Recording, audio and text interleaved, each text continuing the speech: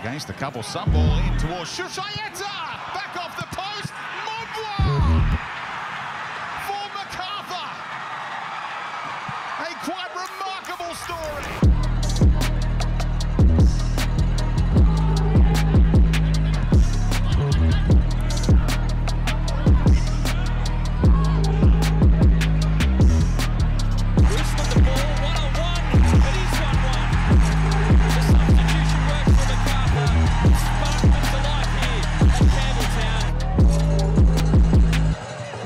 Well, good day and welcome to Bull Banter, the only podcast that covers the MacArthur Bulls, the A-League and all things football from two brothers in the southwest. In a garage. In a garage with a picture of Anthony Gollick in the background.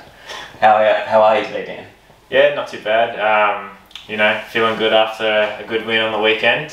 Even though it was an NPL side, thought we did okay, more so in the second half, but it looks like hopefully things are turning around after, a pretty torrid pre-season. But yeah, doing alright. Yeah, how good was the away day? Hey, just going up there with the boys, getting on it, enjoying ourselves. I was Dezo, so... Even better, hey? But no, our match against Newcastle Olympic, it was a nice little ground, wasn't it? Yeah, you're nice and close to the action, they had... quite a support turnout for Newcastle Olympic. A lot of home fans, giving it to us. And, our away numbers were alright. Like, what can you expect, really, when it's an almost 3-hour drive to Newcastle on a windy day? For an NPL side. For an NPL side, but, you would have hoped there would have been, some more. And there was a few late pullouts in the bullpen, but, what can you do? It's a tough ask sometimes. It's pre-season still. Yeah. Exactly. I know a few people who are like, "Oh, we're playing Wellington this weekend." What? So yeah, the people will stroll in, but the boys that were there made really good noise, and we even had a pitch invasion. So shout out to Matt Grimshaw. He thought that goal for Lockie was in, but it wasn't to be. Well, that was the hat-trick goal, wasn't it? Yeah. Because if you've been living under a rock, Lockie Rose has already equalled his goal tally for last season. Doubled his goal tally. I thought he scored 2. Ooh. He's got a tap in off someone. Off Charles. Yeah, and then I think he's got another one. I don't think so. I think he scored 2. Well, I think, okay, are you counting the one against... Not the pre-season. Pre-season? I don't think so. Okay. Let us know in the comments how many goals did Lockie Rose score last year, because we can't remember. Yeah. There's too many to count. But no, the game itself, we dominated as expected. I don't think anyone foresaw a Newcastle Olympic win, although obviously before the game you get those little bits of nerves, you don't know what's going to happen. It could just be luck of the draw, or a famous stuff up by one of our players, but thankfully that didn't happen. Bit of a unique lineup. We saw some players played maybe out of position, most shockingly of all, after bigging him up during the week, thinking he's going to do heaps of damage. And he has the quietest game I've ever seen for a right back. At right back, it's Mudi Najjar. Yeah, a left-footed right back. Maybe we're trying something a bit more inverted with Craig Noon ahead of him at right wing. But you can't have 2 people cutting in, can you? But yeah, we saw him on a team sheet and we're thinking, are they going to put Lockie Rose at right back? Because, he played a right mid, right wing back role last season and did okay there for the most part. But yeah, surprising to see, a player who, for I think most of his career, has been either like a winger or a striker, fill in at that right back spot. And wasn't he solid? Well, I mean, it didn't have much to do really. 100%. Newcastle have just had their entire starting 11 in their own box for 90% of the game, so he's not going to have much pressure on him. There's a few nerves at the start for him, but it was putting in the effort, doing as much as you can when you're right back and you're not under threat by any attacks at all. Well, it was good. He was overlapping because, Craig Noon, I think he had a bit of a, what would you say, an inauspicious start to the game. The first half was a bit... No, he provided 2 assists, but the other 2 that landed, hey. We've got some statistics here on Craig Noon and the team as a whole. In the whole game, we had 41 crosses as a team, and Craig Noon had 23. crosses, but 3 assists. 3 assists. So And we won that many corners. his crossing accuracy wasn't horrible, even though in the first half it seemed that way. The first like 35 minutes he wasn't really finding the target, and then sort of once he got into the rhythm, and maybe he had to adjust to the wind. Yeah, it was a howling wind at our back and his back coming from that direction. Yeah. So you can understand why he overhit a couple of them. Maybe the wind took him, but once he got his eye and he was putting in some brilliant balls, and I think the fact that he was able to find Lockie Rose on his head twice when he was marked by at least 2 centre backs all the time. 3 even sometimes. Like quality crosses were coming in eventually. So yeah, I think it was just about finding his eye. He looks still a bit short of a gallop, but he was pretty sharp with his touches. Just didn't see him get really out of first gear even, I'd say. Maybe it's the opposition brings that out of him. He knows he can just sort of take his time. They weren't pressing us, they're just standing back and crowding the box. So eventually you get into those attacking situations where you're just knocking it around side to side, and you can't, no matter what movement our players are making off the ball, you can't penetrate just because there's too many numbers. So I guess we did fall back into that, just cross it in there and hope we find a head, and thankfully we did. The first goal coming from Jovanovic. Who else? He loves a header, doesn't he? Yeah, I mean, you get it in his vicinity. He's a bit like Harry Sutar for the reason, hopefully no ACL injuries impact Jovanovic, but yeah, you get it in his vicinity and he's going to get on the end of it. He's the tallest bloke I've ever seen, and he can jump too.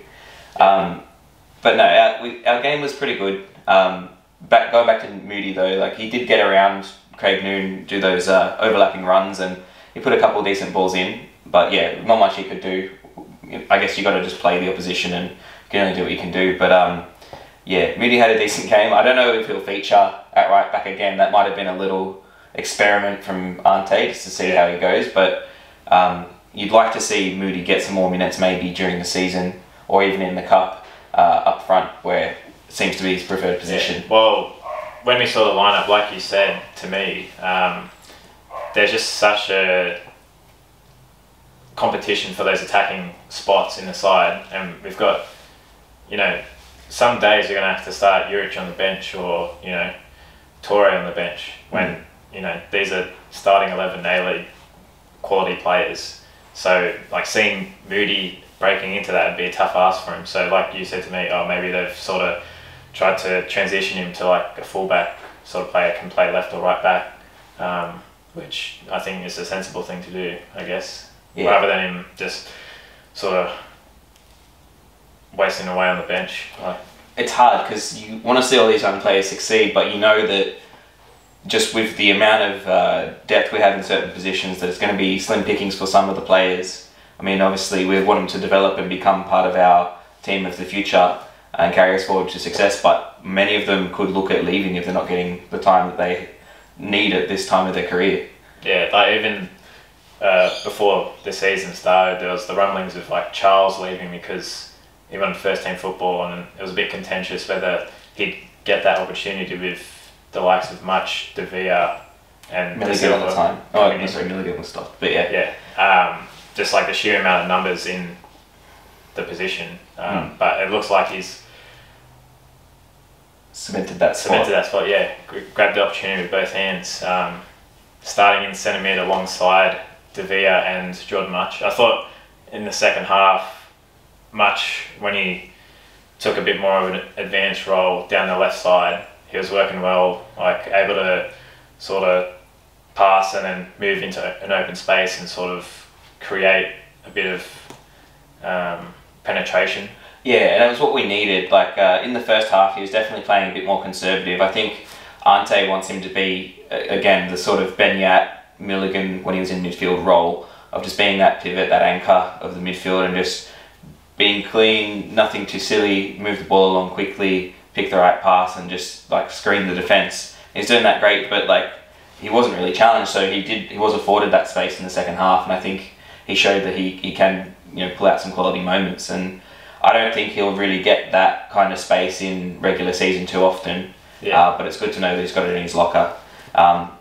What we didn't see was too much of Ulysses De Vea. I mean, a couple cute and quick touches on the edge of the box, but he was always quickly closed down because of the way Newcastle Olympic set up. They had the bus and one striker, and any time it went into the middle, they were very compact. De Vere almost always had 4 people around him, and it meant that he had very little time on the ball. So it was always that one-touch stuff. He was doing some nice 1-2s actually, linking well with Daniel De Silva, and I think that's a combination we're going to see flourish as the season goes on. But yeah, I think tactically we're looking really good because either a team goes compact against us and they try to snuff out De Vere and, you know, to an extent De Silva in the middle linking up, and then we're forced to go wide, and we've got the quality of Noon and others to swing it in. And if that doesn't happen, if they're closing down on the wings, we've got that space inside. We've got that creative player in De Vere to find the assist. So I think Ante's really gone and picked specific players that match the style of play we're looking for, and always gives us an option to be putting the ball into difficult to defend areas. Yeah, hit the nail on the head there. Can't really explain much more than that. Like, all right, well, let me ask you this: what do you reckon about Lockie Rose at striker? I think it's we saw him pressing the keeper mainly, and the centre backs if they got the ball, but Newcastle a lot of the time just tried to hoof it up the field. They didn't want to try pass it out the back really until the second half. But if Lockie can sort of lead a press for us, like, we haven't really been a pressing side, have we, last season? No, but it's nice to be able to have that in your wheelhouse, depending on how the other team lines up. I could see, like, I don't know if you saw Holman when he came on, but he had a few good touches and like looked really lively. So I can see a thing where we're starting slow and building up, you know, that sort of slower possession style play that we had last year.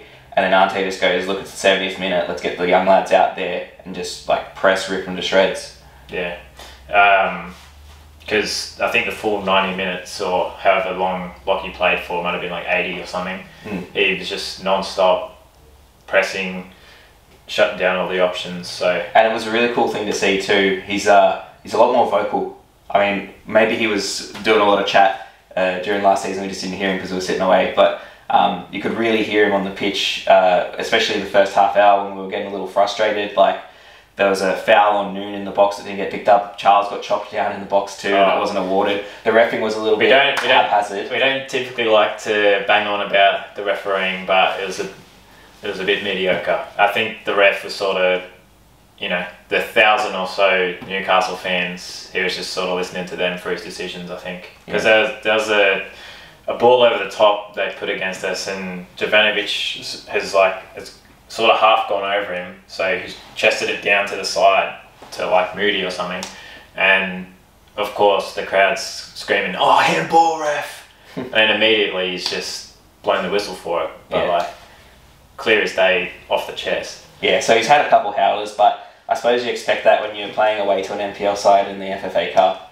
The crowd does get on the ref, and you don't always get the same level of refereeing that you would in the A-League. But in saying that, like, we could only beat what's in front of us. I heard something the other day about Newcastle Olympic as well. Because of COVID obviously having affected the previous season, they've only been in training for 3 weeks. So really, I mean, the pace of the match, you could see it was a little bit like a training exercise at times, and you know, we ended up with, I think, 89% possession over them across the whole match, and you know, it'll be good for the boys' confidence, especially Lockie, to get on the end of a couple crosses. But he couldn't really show his full game. He couldn't really get involved in the build-up play that often, given how Newcastle Olympic lined up. And you could tell by the end of the game they were huffing and puffing, like they were really struggling.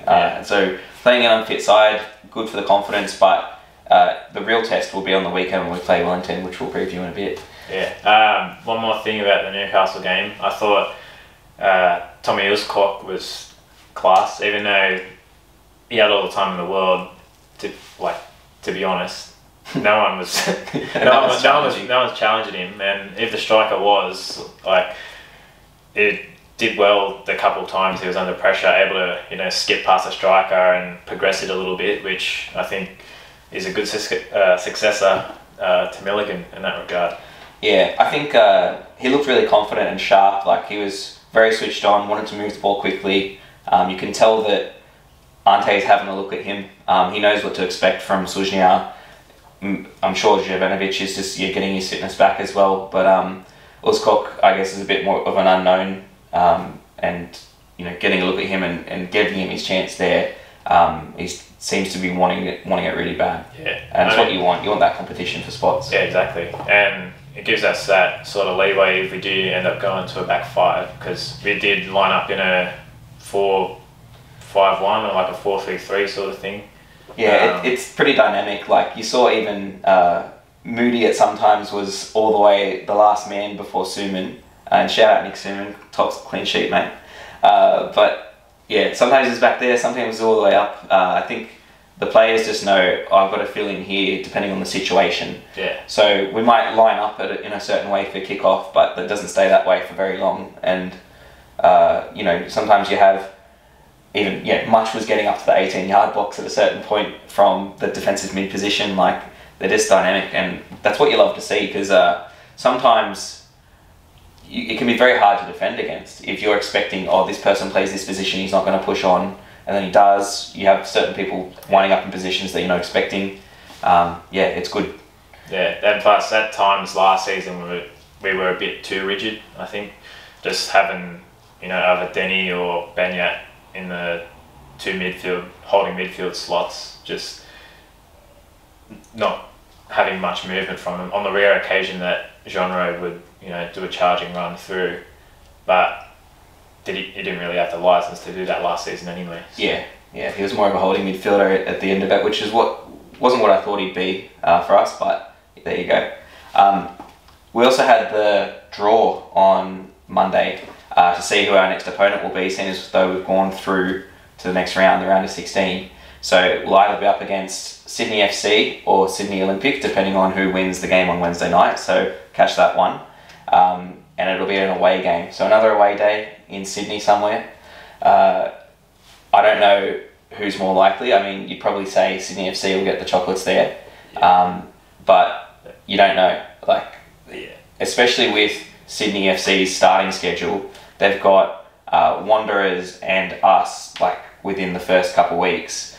And you'd say they'd want to start the season with a win of the Sydney Derby. So maybe they're going to start some youngsters, and that could breeze through, or it could be really difficult for them, because our NPL comp for Sydney Olympic, they would have had much more time than the Northern comp to prepare, given the COVID restrictions and how that all worked out. What were you saying? Do we know the Sydney Olympic and Sydney FC game, who's at home for that one? I think it's Sydney Olympic. Yeah. Is that home? Yeah. Okay. Well, that could play a role, I think. The Sydney Olympic fans definitely get up for that game, I reckon. For sure. But yeah, be interesting regardless who we play against. But it's only like a 5-day turnaround for them for the Wanderers game. So maybe they do end up putting some youngsters out there. But you'd still expect them to go through. They're class all over they did a 5-0 pre-season, but a bit iffy on on whether that was a full strength side from either of us. But yeah, we don't need to bring that up. We've moved on. We beat Newcastle Olympic 3-0, so we can be happy with that. Yeah, we can fly the banner. And now we've got positive momentum leading into the season. Exactly. Isn't it funny? A week's a long time in football. Yeah. But yeah, before we jump into our preview of our first round matchup against Wellington this Sunday 7 p.m. at Campbelltown Stadium, we're going to look at the FIFA ratings, the ratings that FIFA has given our Macarthur FC players. So usually FIFA, they're pretty spot on, at least for European sides, but they severely underrate Australian footballers. We'll start with our top rated player, of course, Ulysses De Villa. He's got 76 pace, 78 dribbling, and 75 shooting, all the stuff you'd expect. I thought his passing would be higher at 72, but I suppose you can't overrate him. Although at 30 years old, he's still got a ceiling for his potential. He could reach much higher. Next up, we've got James Meredith. 76 pace. I don't know, man. You think it should be lower, 72? I mean, he can motor. And we should mention De Villa is only one of 3 gold-rated players in the league. So he's up there with... Got to gloss over that. He's 1 overall less than Diamanti and McLaren, which I think is fair. So... Yeah, but... Not doing too bad. He's class. I mean, for his position, he's unmatched in the league. Yeah.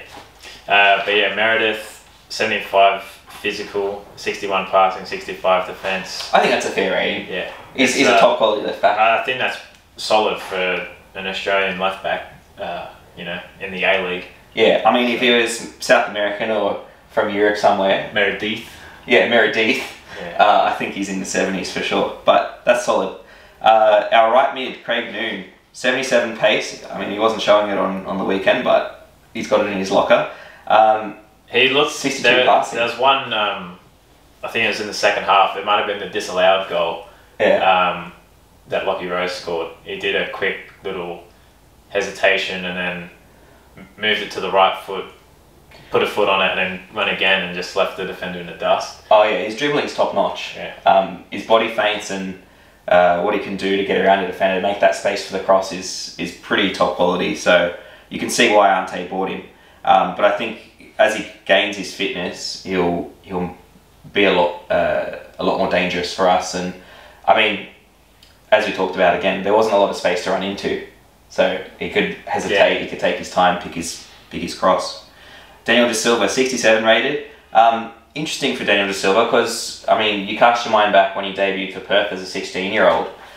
He was hyped as like the next big thing for Australian football.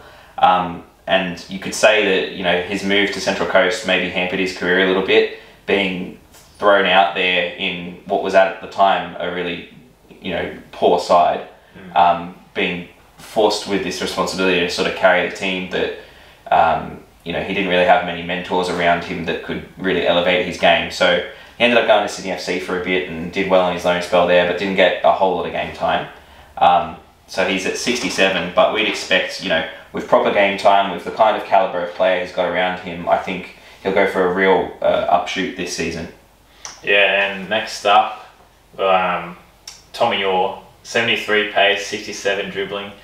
I think you have to say that's fair, I think.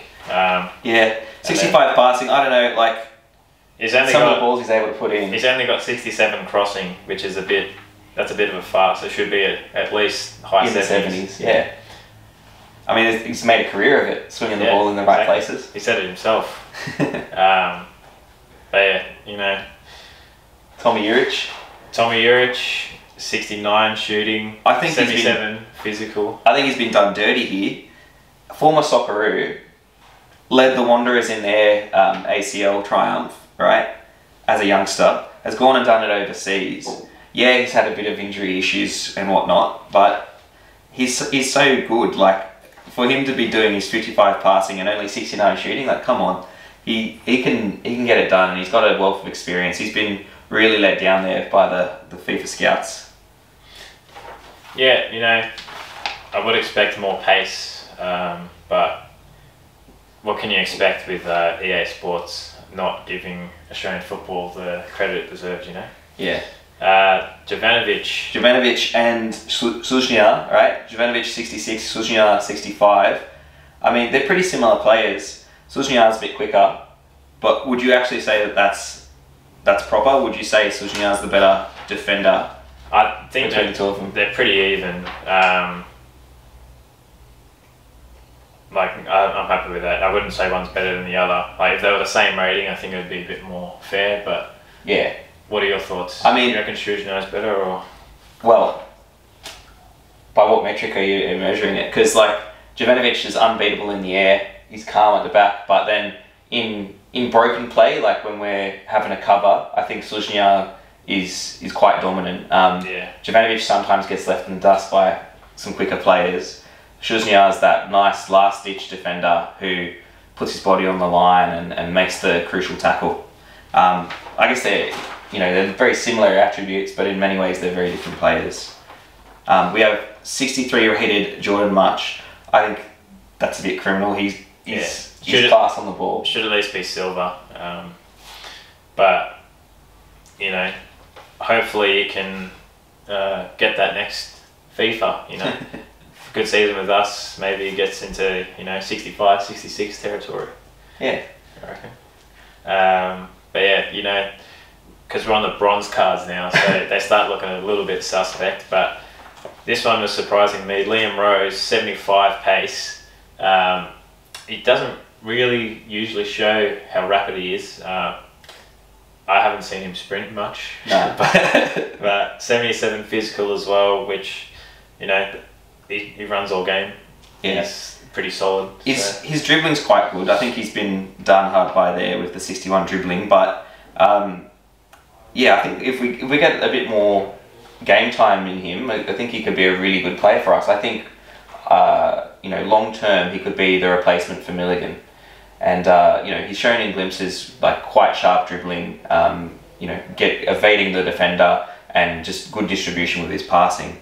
I think he's a little inflated there only because he started so young with the Mariners, and he had a really good breakout season there. So we know, even if he hasn't really shown consistently the potential he showed that season, we know that he's capable of it. Yeah. Jake McGing. Our right back, Jake McGing, this is a bit criminal, but you know, he didn't play much last season. Only towards the end he really sort of broke into the side, and was able to be a regular fixture because, you know, Franjic is class right back. Yeah, play for Australia, of course. Like, yeah, hard to displace him. But yeah, you know, obviously we'd love to see some better stats on him, but what are you going to do? Definitely the pace, the dribbling, passing needs to be up a bit more, I think. Yeah. Maybe they just didn't watch last season. I don't think they watched the A-League At all. if I'm honest. They just saw the De Villa and who else tied for the player of the season vote? I forget who it was. Ninkovic. Yeah. I mean, I think Ninkovic's card isn't even very good on FIFA. Yeah, I think he's a high-rated silver. Yeah. So a bit criminal all around. Yeah, well, hopefully the league gets a boost in profile and then all the players get the proper ratings. But next up we've got our third-string centre-back, Anthony Golek, 62 rated. That's a class-looking card. That's a class card. Man, that's going for millions. Yeah, you know, 48 pace. I think it should be 50s, but you know, probably accurate. He defends like he doesn't need to run because he's always winning the ball where it needs to be. He doesn't need to turn around and run. So. Oh, he's been done dirty with the 44 passing as well. Like, he's not shit. You know? Yeah. Well, I think the next bloke got done with the passing. This is criminal. This is ridiculous. 37 passing. 60 overall, 54 pace, 33 dribbling, 37 passing. Mate. That sucks. Unlucky, Lizzie. Okay, moving on. He's definitely going to announce himself this season. I think so. I reckon he could boost up. He could be better than both Jova and Sluznia. Yeah, 100%. If he has such a commanding performance like he did against Newcastle Olympic. If he does that every game, it would be perfect. Exactly. Next up, Lockie Rose. Now, I can cut him a bit of slack because he sort of came out of nowhere last season. Yeah, plucked from obscurity NPL2. Yeah. Meteoric rise, really. But 54 pace is just, you're having a laugh. They haven't seen a game, have they? And, you know, to be fair, for his 59 overall rating, having 60 dribbling, 57 shooting, 58 passing, 54 defending, that's a solid card for his rating. True. But they really horribly underrate young players. Yeah. Like, in what world is...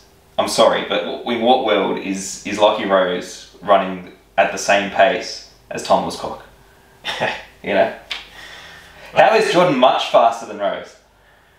Mate, he's rapid. I suppose we haven't seen training. No. Maybe he just looks faster on the pitch because of his hair. Yeah.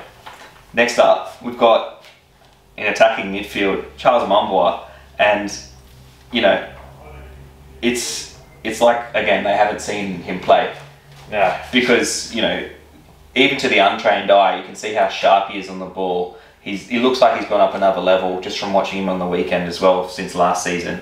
You know, 49 shooting. Hopefully we can see him score more goals, get that one right up there. 60 dribbling is a laugh, right?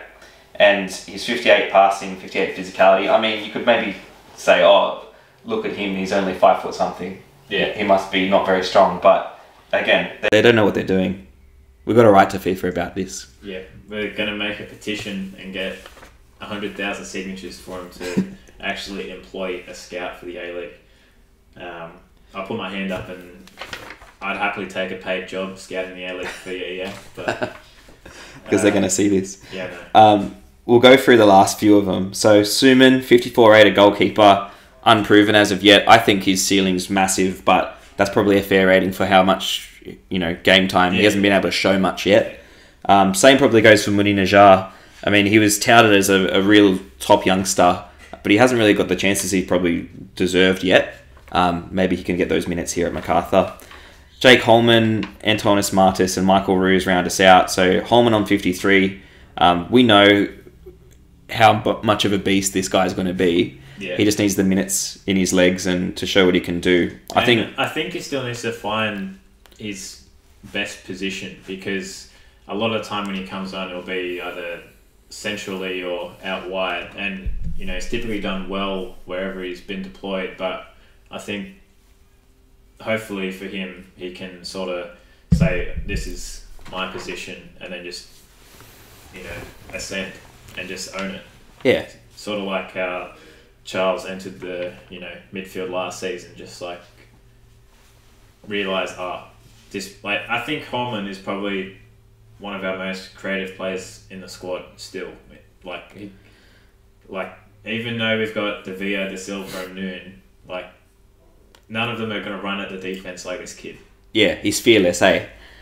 Maybe still a little green, and maybe, you know, certain situations he goes too far with it, but certainly a dangerous player. Unfortunately for him, he's probably not going to displace De Villa, but no. You'd expect late in games, you know, if we're resting Ulysses for next game or whatever, he'll probably get, you know, 10-15 minutes to show what he can do most rounds. But you're right, it's a good call there. He's got to find and cement his position and force others out of it. Antonis Martis, 52 rated. I mean, that's probably not fair in terms of his actual ability on the field. Yeah. But in terms of what he's done so far in his career, I mean, he was at the FC Midtjylland under 21, so under 23 side, the youth side there. Yeah. Captain of the team, but, you know, not even getting into the first team in Denmark is going to put you down there. Yeah. In terms of world football, unfortunately. But, you know, again, his ceiling's quite high. He could go back to Midtjylland or he could stay with MacArthur. I think either way, he's going to be improving with more eyes on him, more minutes in the legs. And Michael Roos, like, criminally underrated. You're going to give a striker 38 shooting. Yeah. He's listed here as a right midfielder. I mean, maybe that's one of the positions he plays, but I think, you know, he showed what he can do for us as a striker, scored some important goals for us. And, you know, not only that, but like linked up well in the play, was a real threat counter-attacking last season. That's just, he's underrated. Yeah, like I'd like to find out the amount of like meters he ran with the ball at his feet last season, because like he had that string of, you know, 5 or 6 games where at least once or twice a game he just carried 100 yards from our 18-yard box and dribble it all the way to the other 18, and rarely did he, you know, make a wrong decision. He either like won a corner out of it or we ended up in a goal. Yeah, so, he was such a handful for defenders. But yeah, I had a quick look at his stats and he only has 55 strength, which is wrong. If you've seen him play, he bodies people. Who was that City defender he like scared the shit out of and he fell over? Stokes, yeah. Like the aura of him should at least be 80 strength. Yeah, it was one of those ones, he just got like bodied off the ball, and then because he knew he couldn't catch him, he just went down appealing for the foul. Not happening, mate. But yeah, for reference, Roos 55 strength, and you know, Charles is strong, but he's got 56 strength. So EA, do your work. Maybe they've gone to the gym and they've worked out how much Charles can bench, and maybe it's a little bit more than Roosy. If you follow Charles on Instagram, you know, during the off season he was getting the work in, you know, I think they were just dragging all the gym equipment out into like a parking lot and just Yeah, going for it. he was focused, hey? Yeah, he was putting in the work. But yeah, that concludes our FIFA rating segment. Some top tier content there. Trash. Nah, that's just that's FIFA, hey, and that's Australian football. Unfortunately, at the moment, it's just looked at so negatively. But you know, there's been a lot of positivity around the league lately. With you know, it has to be said, we really did scoop Channel 7 and Channel 10. Both of them have interviewed Michael Roos, Charles Mambwa, and Tommy Urich in the last few days. Like, if you want to find out what the players are thinking, just come to us, hey. No need to watch them. Yeah, we got in there first. We disrupted, you know, the fan meeting with the players. Oh, I feel kind of bad, hey. Like, they've probably been like, you know, had their gut run out earlier in the day for a morning session, told to get into the square, sit there for 4 hours and just sign, and then we're here sticking a microphone in their face. Look, hopefully it was a bit of fun for them.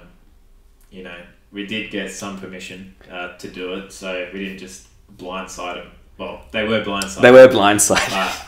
But, you know, we've talked to Charles and Michael on the pod before, on the show before, so and Jake, of course. Yeah.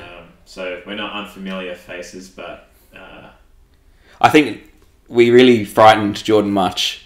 Like, yeah, we came up to him, stuck a mic in his face, and he was looking at us like, "Who the fuck are these guys?" Yeah, it's understandable. Like, we are obscure. We're very niche content, but we really appreciate your viewership. Yeah, it has to be said as well. Like, I really like. I know we only talked to him for a little bit, but I got a good vibe from that Levi. Yeah. Yeah, it was good to see him get on the field for a few minutes during half time. Yeah. Yeah. When we saw him running out, we were like, oh, he's here. here. I think the bullpen even might have shouted out Levi or something. But no, I think he's a good luck charm. I think we should keep him around. I like the kid. He'll come good. He'll displace Human this season. We're being a bit facetious here, but no, in all seriousness, like, he could impress at NPL level and, you know, eventually be our keeper. So you never know what football holds. We should probably watch some more of the Northbridge Bulls games, because really last season we only watched the highlights. So our huge insights into the NPL side were greatly Minimal. exaggerated. Nah, true. But mostly speculation. But you know, if they weren't like Northbridge, if they were, it's a bit of a trek. If they were in Campbelltown, I think, and you know, if they're playing before MacArthur on some days. Well, originally they were scheduled to, but it didn't happen. Yeah. I mean, I'd love to see it. It'd be good to have a nice little double header. But what can you do? Because then you see who's coming through. Obviously, some huge moments last season. Yeah, I mean, see what Suman can do when he's not on the bench. Yeah. You saw Russ scored a bunch. Holman was playing really well. Like, scoring free kicks for fun. Yeah, it's good to see, you know, the youth coming through. But we should jump into a bit of a preview of this weekend's opening fixture of the 2021-22 A-League season. We're up against Wellington Phoenix on Sunday night at Campbelltown Stadium. Should be a good little fixture, a good one to start us off with. I think even though we've had quite a tumultuous pre-season, Wellington have been pretty similar. There's been all the speculation over will they be able to play at home or will they have to come over here, and they only settled in at Wollongong a few weeks ago. They had been playing and training in pre-season over in Wellington before they came over, but it's another big ask for those players, and you feel sorry for the boys who have to uproot their lives, come over here again, some of them leaving their families behind for a long time. So, you know, good on them for allowing the league to continue, but it doesn't make for the best footballing environment.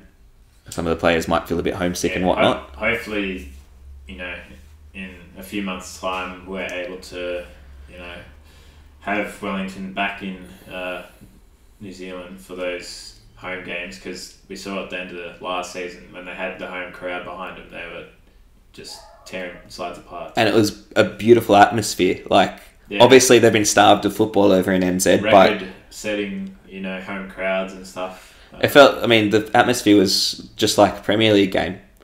Were you there? Well, it looked like it on the TV. No, as someone who actually watched the game. Yeah. Yeah, it looked really sick. Yeah. So we want to see Wellington obviously get back home, but they're going to spend at least another season in their home away from home in Wynn Stadium in Wollongong. So they've obviously lost a few players. We'll just go through their departures and arrivals. So obviously we poached Ulysses De Villa. He's now our captain, and it's much to the chagrin of the Wellington Phoenix supporters. A lot of salty supporters calling Ulysses a snake on social media, which sucks, but, you know, their loss is our gain. Tom Ahmed has gone to Western Sydney Wanderers, and he was their leading man last season for sure. I mean, we saw how dangerous he was when he played us in a couple games at Campbelltown last season, so big loss for them. Cam Devlin's gone to... Jets? Well, he went to Jets, but he didn't play a game for the Jets. He got picked up by Hearts in the Scottish Premier League, and he's starting for them, and he's playing really well. Ah, yeah. I didn't know he went to Hearts. Yeah, he went to Hearts, and they love it. They love him. Yeah, I remember he signed for Jets, and then the narrative was, "Oh, watch out for Jets this season." But I didn't realise he went to Hearts. So. Yeah, a lot of people are tipping Jets to come bottom, but yeah, Cam Devlin's a massive loss for them, and they've also lost Stefan Marinovic. He was their starting keeper for parts of last season, but he got made pretty much redundant. Ollie Sale being the number one for them, and then Stephen Taylor has retired, and they're expecting him to go on for one more season. Obviously, Stephen Taylor, having previously played at Newcastle United in the Premier League, a very solid, experienced defender, but he'd had enough. So they've had to bring in some replacements. They've got Gary Hooper back. He was at Kerala Blasters for a season, but he'd previously played for Wellington Phoenix. Previously had some experience over in the UK as well, particularly in the Scottish Premier League. Decent signing. Not as mobile as Tom Ahmed, and probably not as technical, but I guess similar to the style of play that Derbyshire brought to us. So he could be dangerous for them. Good finisher too. And they've also bought Luca Pruscio, who we saw last year in Newcastle. He was one of their bright stars in a otherwise really dull season for them. Technical player, decent attacking midfielder. Probably won't fill the shoes of Ulysses De Villa, but someone who's dangerous on his day. And they still have Piscopo, right? Yeah. Yeah. Well, he's solid at it. Left mid, is he? Yeah, he's left midfielder, sometimes drifts into attacking mid. I mean, they're a solid side. They really seemed to bat above their weight last season. They always do. I mean, Wellington sides, they're that kind of team that always just misses the finals, but, is a real banana skin for most teams. So it'll be an interesting matchup against them. What do you think? How do you think we're going to play, and who's going to start? I think we'll see a much changed lineup in comparison to our FFA Cup fixture. Yeah, I think the midfield and the attack stays similar because I would say Juric comes in, but depending whether he's match fit or not, maybe he makes an appearance off the bench after like 60 minutes or so. But I wouldn't be surprised if we start with Lockie up top, just because, like Juric said himself, he was just focusing on fitness first and foremost, and then getting involved with the team. So yeah, and I don't know whether any of the other boys are ready to go in up front, like Torre potentially, but I haven't seen much of him yet either. Well, it's some of the boys that have arrived later in pre-season, like Al Hassan. We only signed fairly recently, like only a month or just over a month ago. So you'd imagine he's still, getting to grips with things here, getting used to our play style. I don't think Ante would trust him just yet with starting. So you could be right on that one. The real question is, who starts up front if it's not Juric? Yeah, I think it's Lockie, but and then I think out wide we still stick with De Silva and Noon, obviously. And then I think the midfield would stay the same, having the three of Much, De Vere and Momboy in there. But then you've got to think that if McGing's ready to go, then he comes in at right back for us. And then probably Meredith stays, and then just depends on the day whether we go for 2 out of the 3 of Uzkok, Jovanovic and Shuzhna. So you don't think Golic gets a start? Oh, maybe. You reckon? He could. I mean, he could have been rested. He could have been rested for the Wellington game. A week and a half before the Wellington game. Hey, he takes a while to start up, but once he gets going. What do you reckon? Well, obviously, I think the keeper picks himself as well. Suman's going to get another go. Yeah. We haven't heard about Curto. I think he's still in quarantine. Yeah. I mean, I'm sure MacArthur Bulls will announce his arrival on the training pitch when he gets in. But you'd expect him, once he's up and running, to, if not displace, at least seriously compete with Nick Suman. Yeah. But yeah, it'll be good to see Suman, because even though he had a couple saves to make, that weren't super dangerous. He probably saved a goal. Yeah. There was one, probably the only opportunity Newcastle had. They sort of worked it down the left, and then they somehow got a shot away. Defense, and I think Uscock was still hounding the bloke down, putting him off. But then he fires it sort of bottom right, and Schumann got a hand up to put it out for a corner. Yeah, could have been going wide, but you had to have it covered. Yeah. Suman, I mean, he played well. He was good positionally. Like, a lot of the time when it bounced through, he was able to get it straight back to our back line to be passing it through again. So we were able to keep the pressure on, and his distribution was pretty good. It'll be good for him. I'd really like to see what he can do. Obviously, a little bit unproven, but with a bit of confidence, and if he keeps another clean sheet at the weekend, he could be something special for us. And if Ante's got his arm around him and says, "Mate, just go out there, do your thing," that's huge for a young player, and it's a huge opportunity for him now that Federici's not there. Yeah, definitely excited to see what he can do, because a lot of games last season he had some insane saves for the NPL side. So yeah, love seeing the young boys come through. Yeah, and it's really important, I think, that we just give him a good homecoming as well. Like Ante Milicic was talking about, and he did a quick little interview segment with Channel 10 News. He's talking about how important the home record was. He says we have to improve our home, results. So there's a lot of, I guess, internal pressure on the boys to get the result, but we've got to not get on their backs either, because I know after how we performed last season, there's a bit of expectation around this side, and when you look on paper, we're expecting, this side's going to be quite good, going to be challenging for finals, but you just don't know until they get out there. We sort of had that same general anticipation for last season. Like, before we even kicked the ball, all the pundits and everything were like, MacArthur had a chance to win the title.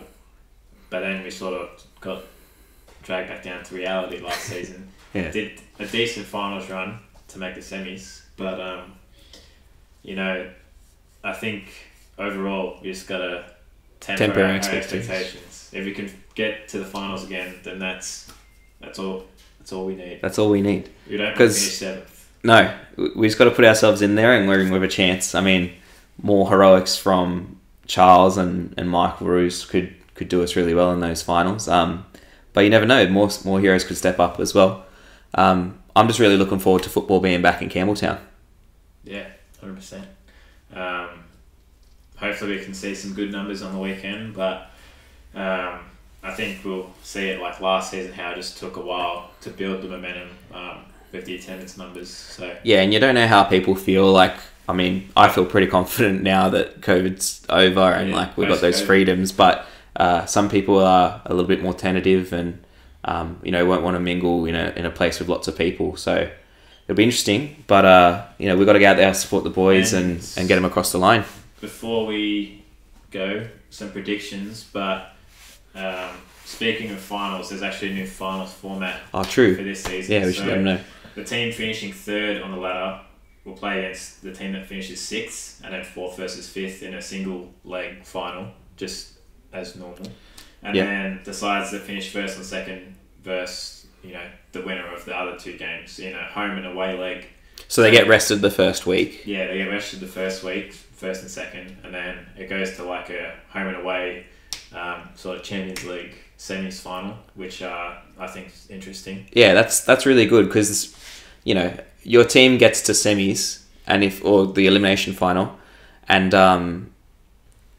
you might not be able to see them, especially if they're playing an interstate team. If you're playing in Melbourne, which we were meant to, but then luckily it got moved to Sydney for that semis game. I mean, it sucked that we lost, but it was a good spectacle for those who were there. and then they're playing the home and away legs. I assume they'll have the away goals rule. You sort of have to if you're having that format. Yeah, unless they go like penalty shootout, golden goal. And then the grand final the week after, those 2 legs are done. So yeah, and they're usually hosted in the top finishing place, but in the biggest capacity stadium they can get. So I imagine like it's probably not going to happen. But if we finish first and we go all the way through to the final, I don't know if we're playing at Campbelltown. It'd be an insane spectacle because you wouldn't see the bullpen on TV. But to be fair, hopefully 10 knows to cut to the active support. Fox eventually learned to do that. But yeah, just excited for some more football in Macarthur. Yeah, that's it, man. Well, we hope to see you there on the weekend and some predictions. Oh, of course. What do you? I think. What are you vibing? I think we'll get up 1-0. I think it'll be like a much more testing game than we saw last weekend. I think we'll grab one in like the 70th minute. I'll call it Noon will swing a cross in, it'll miss everyone and it'll go in the back post. Oh, that's a good call. I'd like to know the odds on that. I reckon it's like they'd be paying $20. So. Yeah, if Tommy Urich is on the pitch, I think he gets a header. Yeah, I reckon it'll be a low scoring game as well. But we'll get up. I think so. It'd be good to start the season with 3 points. And I'm sure the boys are gonna want to achieve that.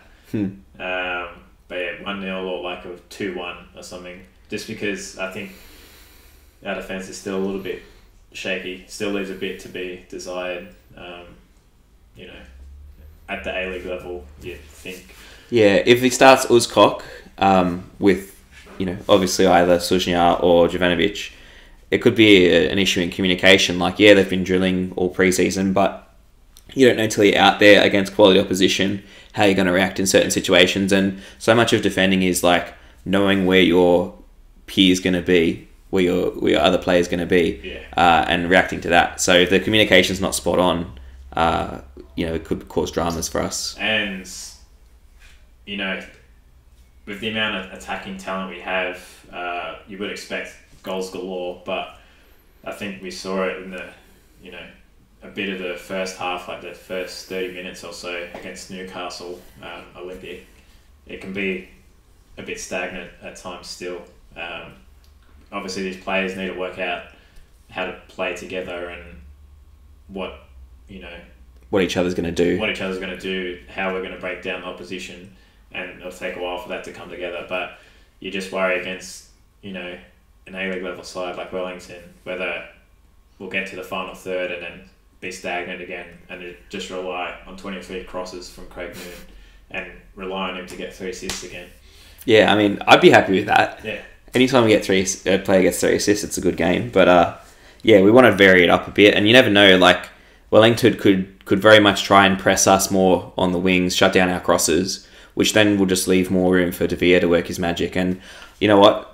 I know I predicted Craig Noon crossing, but to be spicy, I reckon De Vere could get the goal as well. Oh, mate, that'd be a warm welcome to Macarthur.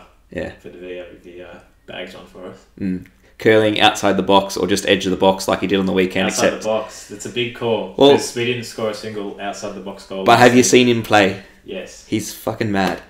De Silva too can hit him. I mean, De Silva, if he can continue his 100% scoring record at Campbelltown Stadium, that'd be perfect. Imagine. How many goals is that minimum? Like 12 or something? Oh, yeah, across the season. How many games do we have? Yeah. 12, 13. That'd be sick. But we'll have to wait and see. So hopefully you get down there on the weekend, support the boys, Campbelltown Stadium at 5 p.m. on Sunday evening for round 1. Let's go, you Bulls. Yeah. Make sure you like and subscribe. Those likes really push us up in the algorithm, get us out to more fans. So, hopefully more people subscribe and we can, evangelize people towards the Macarthur Bulls. And if you like our stuff, just let your friends know. Yeah. Word of mouth is the best. Share the shit out of that. Yeah, exactly. All right. Thanks, guys. Thank you. Bye.